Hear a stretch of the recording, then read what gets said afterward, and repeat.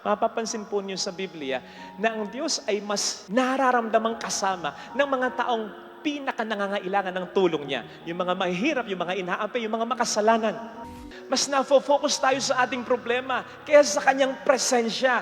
Kaya ang mas nararamdaman natin, ang mas na-emphasize sa buhay natin, ang mas nagiging realidad sa buhay natin, ay mga problema.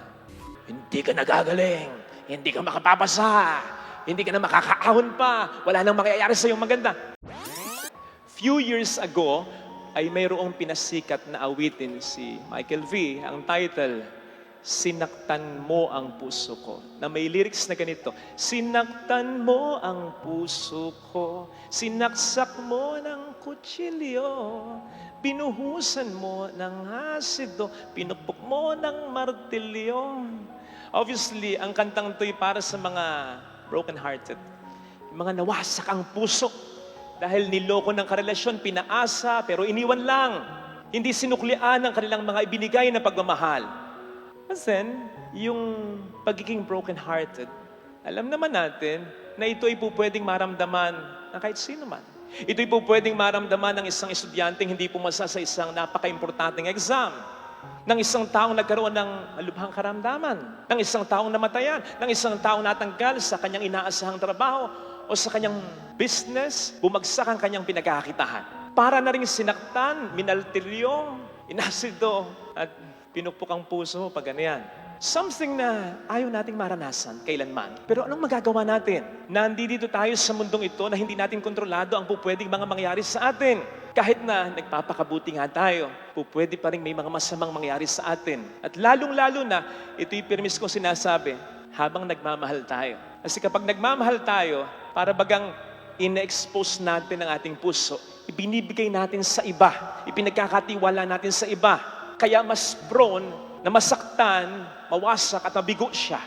Hence, napaka-timely ng salmo natin ngayon.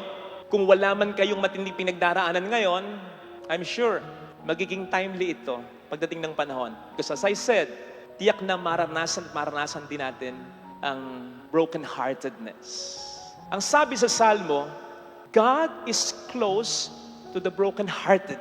Na kung literal nating isasalin, ang pwede nitong maging ibig sabihin, ang Diyos ay malapit sa mga may wasak na puso. Ayun. So, paano po ba natin intindihin ito para makapagbigay sa atin ng inspirasyon?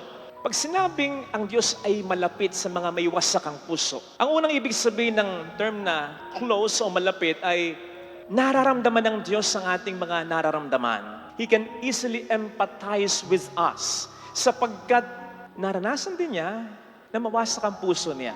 Siya din ay pinagkaisahan, siya din ay pinagbintangan, siya din ay niloko ng kaibigan, tinraidor ng kaibigan, siya rin ay gumawa ng mga mabuti pero ang ginanti sa kanya ay puros kasamaan, siya din ay namatayan, siya din ay pinahirapan, siya din naman ay namatay. In fact, kung isipin po natin, mas matinding pagkawasak ng puso ang kanyang naranasan sapagkat wala naman siyang pagkakamali, kasalanan o pagkukulang. Hindi nga ba tayo mawasak man ang puso natin, kung minsan, valid na question pa rin yung, saan ba ako nagulang? Ano ba naging pagkakamali ko? Kung saan na nagawa ko ito? Kung saan na naibigay ko ito? Kung saan na nasabi ko ito? Pwedeng hindi nawasak ang puso ko. As I said, pwedeng valid pa rin yung statement na yun. Sapagkat pwedeng may pagkukulang pa rin tayo, pwedeng may pagkakamali pa rin tayo, kahit paano lang. Kaya ako sinabing mas matindi yung pagkawasak ng puso ng ating Panginoon sapagkat wala siyang kasalanan, wala siyang pagkukulang niya, naranasan niya yan.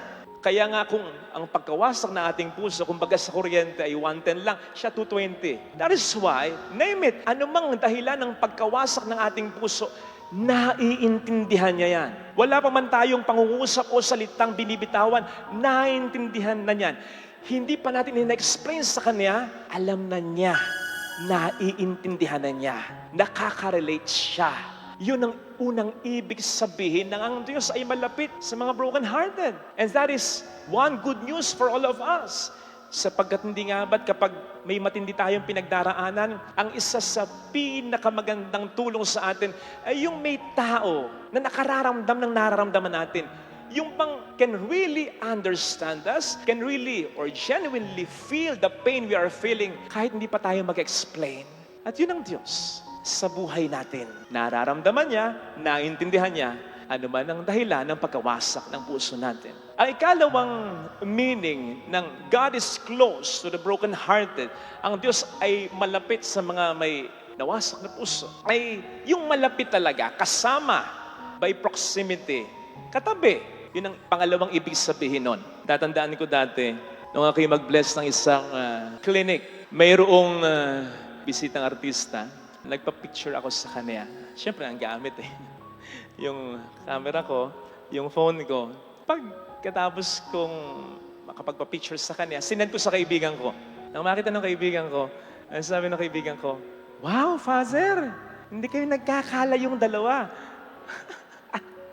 Sabi ko, "Thank you." May kasunod pala.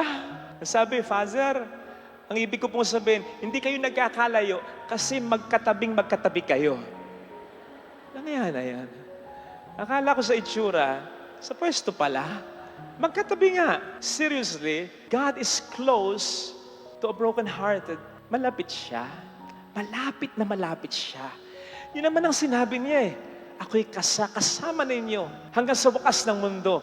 At kung titingnan po ninyo sa Biblia, bagamat yan ay realidad na, yan ay katotohanan na ang Diyos ay ating kasama. Mapapansin po niyo sa Biblia na ang Diyos ay mas nararamdamang kasama ng mga taong pinaka-nangangailangan ng tulong niya. Yung mga mahihirap, yung mga inaapi, yung mga makasalanan. Yun naman din ang sabi niya, na parito siya, hindi para sa mga malusog, kundi para sa mga may sakit. Hindi para sa mga banal o nagfi-feeling banal na hindi na siya kailangan, kundi sa mga makasalanang nagsisisi sa kanilang kasalanan. Ang ibig kong sabihin ay, bagamat ang katotohanan yan ay nandiyan, ang Diyos ay ating kasama, ang Diyos ay ating katabi. By all means, dapat mas maramdaman yan ng mga taong broken-hearted o may matinding pinagdaraanan. Kung bakit ang nangyayari kung minsan ay kabaligtaran, hindi siya maramdaman. Kaya nagko-complain tayo, para bang ang Diyos ay ang layo-layo sa akin. Para bang hindi ako pinakikinggan ng Diyos sa oras ng aking matinding pangangailangan. That is so wrong. That is very wrong. Sapagkat ang katotohanan ang nagsasabi sa atin at nakikita natin, mababasa natin sa banal na kasulatan, ang Panginoon talaga ay mas nagpaparamdam at mas nararamdaman sa mga taong may lubhang pangangailangan. It's just that we focus more on our problems than His presence. Mas na-focus tayo sa ating problema kaysa sa Kanyang presensya. Kaya ang mas nararamdaman natin, ang mas na-emphasize sa buhay natin, ang mas nagiging realidad sa buhay natin ay mga problema na pinagdaraanan natin. Ang mas pinakikinggan natin ay yung pangako ng problema. Ano yung pangako ng problema? Hindi ka nagagaling, hindi ka makapapasa, hindi ka na makakaahon pa, wala nang mangyayari sa iyong maganda. Yun yung mga pangako ng problema. Yung pang hindi pa nangyayari, ina-anticipate mo na sapagkat meron kang present na problema. Dinudugtungan mo na ito nang mangyari. Nakikita-kita ko na. Hindi ganoon. Bakit yun ang paniniwalaan mo? Pakiwari mo lamang yun. Bakit ang hindi mo paniwalaan? Yung sinasabing pangako ng Panginoon. I can turn ashes to beauty. With me, there is no defeat but victory. I will be with you always until the end of time. Bakit hindi? Yan ang iyong paniwalaan. Kanina may kausap ako, sabi ko sa kanya, isa-sermon kita. Kasi nagre-reklamo siya, Father, ganito si ganito. Kinakabahan ako, na-offend ako. Sabi ko sa kanya, ako ang kausap mo. Ako ang parish priest. Naintindihan kita, may punto ka. Pagtatanggol kita sa kanya. Father, ganito. Ako nga ang nagsasabi na sa'yo, huwag kang mag-alala. Father, sino ba paniniwalaan mo? Siya o ako? To the point na sabi ko na, gusto mo sumama ka na sa kanya, magtayo kayo ng bagong simbahan. Bakit, Father? Ba't siya pinaniniwala? Ako na nga ito, diba? Sabi ko sa'yo, ako bahala sa'yo. Mga ganun ba? Kung bakit ang mas tinitingnan natin ay yung problema at hindi yung makasolve na presensya ng Diyos kontra sa ating mga problema. Ako po ay talagang matatakon din ako sa injection. Ayoko na in-injectionan ako. Pagbabakunahan, pagkukuha ng dugo. Hindi ko alam kung nakikita ito ng mga nag-inject sa akin. Pero kapag in-injection na ako, halimbawa dito, nandito yung isang daliri ko, yung dalawang daliri, kinukurot ko. minsan ganito, nagdugo nga yung noo ko dito, ginaganong ko. Father, paano nangyari? Para po malipat yung attention ko. Hindi, nandun pa rin yung pain ng injection dito, pero hindi na napapansin kasi napo-focus dito o dito yung attention ko. Dapat ganun eh. Kapag nandun ang problema, you shift your focus. Hindi sa problema, kundi sa presensya niya, sa pagmamahal niya, sa mga pangako niya. Doon mo ilagay ang iyong pananampalataya. Parang yung ginagawa ngayon, yung idol natin sa Gene Kings na si L.A. Tenorio. Si Teniente, na recently ay na-diagnose ng may colon cancer stage 3. Sigurado ko natakot siya. Stage 3 yun. Sigurado ko nabigla siya. Sigurado ko nalungkot siya. Pero nag-shift siya. From his fear to his faith. From the loneliness that his sickness brings to the calmness that God brings. To his problem, to its impending solution. Sa ngalan ng Panginoon. Kaya ngayon, pansinin po ninyo.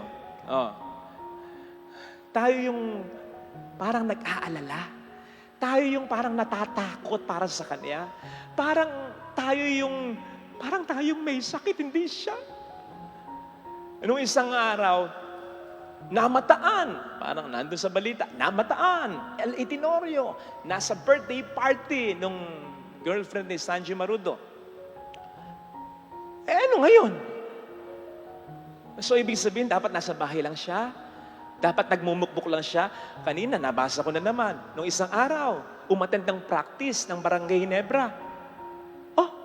Yung reaksyon ng mga tao, Yung mga emoticon na, ba't nabibigla tayo? So, dapat nasa bahay lang siya, nagmumukbuk, nalulungkot. Hindi iyon ang makakristyanong paraan. Huwag ganon. Kaya, tumitindi yung problema, binibaby natin yung problema. Huwag ganon. Palitan mo ang focus mo, huwag sa problema, kundi sa ating Panginoon. Hindi ganon ang isang Kristiyano. Ang isang Kristiyano, atapang at tao, pero hindi ibig sabihin hindi natatakot. Natatakot din siya.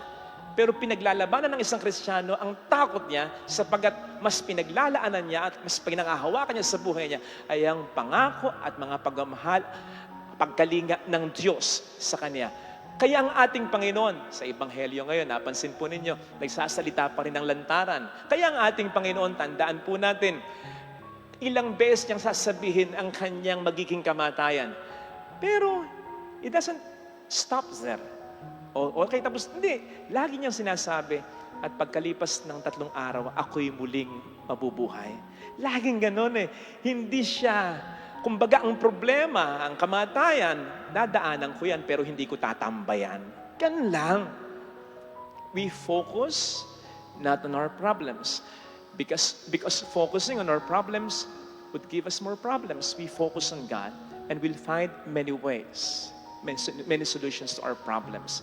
At ang isang pinakamagandang solusyon ay yung mararamdaman mo talaga ang presensya ng Panginoon na nakikiramay sa pinagdaraanan mo, sumasama sa iyo, pero hindi lamang para tingnan kang nagdurusa. No, para samahan kang magdusa. Lalong-lalo na hindi. Kundi samahan ka rin sa paghanap ng solusyon para sa iyong mga problema. Ito sana mga kapatid ng ating panghawakan, and I assure you, you'll be fine. I assure you, hindi man mawala yung takot, malaki ang mababawas ng paniniwala na ang Panginoon sa atin ay hindi magpapabaya. Pwedeng hindi nito alisin ang lahat ng ating mga problema, pero ipaparamdam sa atin ito na walang problema ang hindi natin makakaya sa tulong niya.